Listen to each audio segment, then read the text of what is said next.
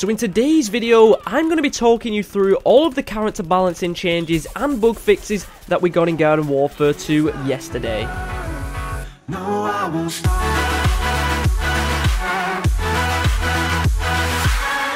So what is going on, guys? Welcome to another Garden Warfare 2 video. Today, I'm going to be talking about all of the character balancing changes and bug fixes that we got in Garden Warfare 2 yesterday. There's a few bug fixes and also a few character balancing changes. So I want to get into this as quickly as possible. There are some character balancing changes which are a little bit harder to understand. Things like Electro Citron or Electro P. So I'm going to try and summarize it as best and as easy as I can, but before we do that, we're going to take a look at the bug fixes. So there used to be a bug where Captain Squawk stickers would show up without his name. That has been fixed. Also recently I made a video where I had unlimited toxic overload for toxic brains. That has also been fixed so that it ensures it always times out as it was designed. They've also addressed some performance issues around too many people playing as the party imps in a single game. They've also prevented it from crashing due to two specific customizations, that is the Druid Robo K hat and the Derby Dillo. Now, the legendary Derby Dillo hat disappeared ages ago. I think it was Trials of Nomus, they took that out of the game. And obviously, it used to crash the game. But that's been fixed now, so fingers crossed. I haven't checked yet that the Engineer's legendary hat should be back in the sticker shop. If anyone knows, let me know in the comments down below.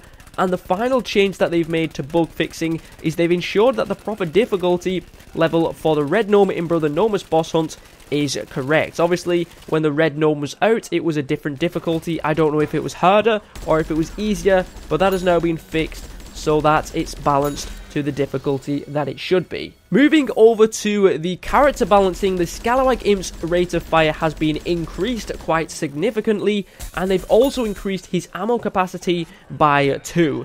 So if you don't have an ammo upgrade, it used to be 10, it's now 12, and if you do have an ammo upgrade, it used to be 12, and it's now 14.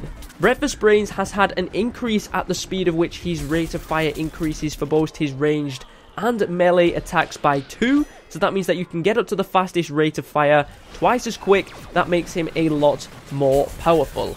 With Electro Citron, there's a lot of detailed information here about this character, but basically his charge shots damage have been reduced and his splash damage has been reduced as well. The Tennis Holster has had his movement speed decreased while priming or firing his weapon. This has been decreased by 25%, so he is going to be moving quite a bit significantly slower than he used to, because he was moving a little bit too quick and was a little bit too hard to attack.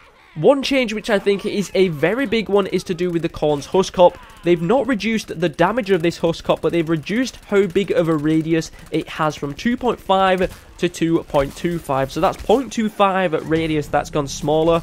I'm not sure what that is in terms of in-game, but the range or the radius of the Huskop has been reduced, so that means that the zombies can avoid this ability more, and the Khorne is going to need to be more accurate to try and get vanquishes with the Huskop. And the final two changes that we have, which are nerfs, are for the detonation characters, Electro P Shooter and Captain Cannon. They've decreased the detonation damage from 30 to 27 for the Electro P Shooter. They've also decreased the radius from 4 to 3.5. and decreased the regular splash damage from 18 to 16. So basically, the detonation damage is reduced. Also, the explosion is going to need to be closer to the zombies to actually deal this damage, and the regular splash damage has been reduced as well.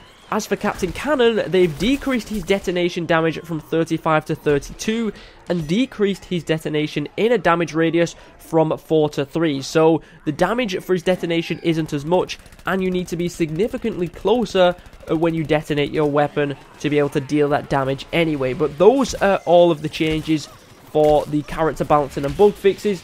Let me know what you think about these in the comments down below, and let me know if there's anything else that you think should be changed as well. I know some people have been saying like Toxic Chomper should have been increased and things like that, but if you do have any more suggestions of character balances, make sure you tweet Plants vs Zombies. Let me know in the comments down below, and in the future maybe they might change a few more characters. But hopefully you guys did enjoy today's video. If you did, give it a like down below. Let me know that you do enjoy the video and that you do want to see some more Garden Warfare 2 videos on the channel. But thank you very much for watching.